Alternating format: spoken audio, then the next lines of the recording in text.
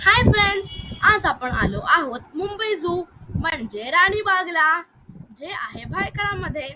Byculla railway station वरून 5 ते 10 मिनिटात आपण इथे पोहोचू शकतो.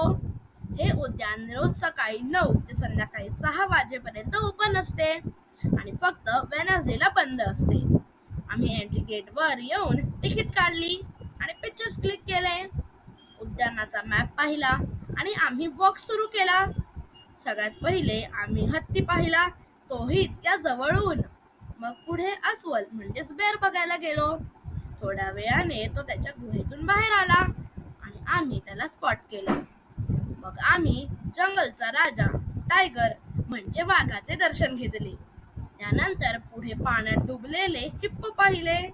इथे सगळीकडे मॅप आणि ॲनिमल इंडिकेटर लावले आहेत. इथे खूप मोठे बर्ड पार्क आहे, ज्याला पक्ष्यांचे नंदनवन म्हणतात, जिथे आम्ही खूप पक्षी पाहिले. मग पुढे आम्ही माकड पाहिले आणि मग पेंग्विन शो पाहिला.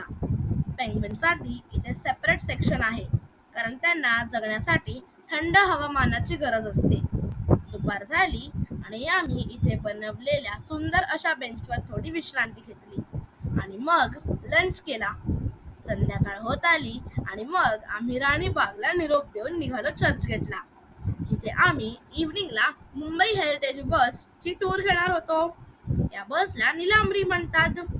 गेटवे ऑफ इंडिया इथून ही बस टूर सुरू होते आणि त्याचे तिकीट ऑन द स्पॉट इथल्या स्टॉप वरून तुम्ही घेऊ शकता.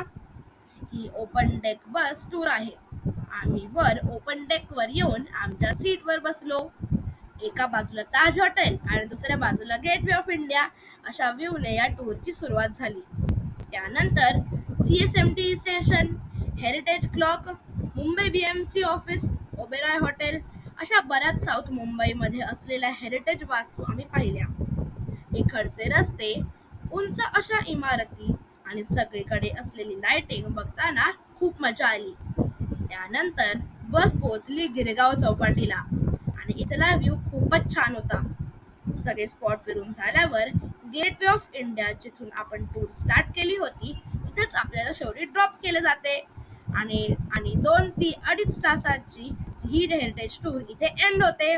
व्हिडिओ आवडला असेल तर तुम्ही पण हा वन डे पिकनिक प्लॅन नक्की करा. थँक्यू.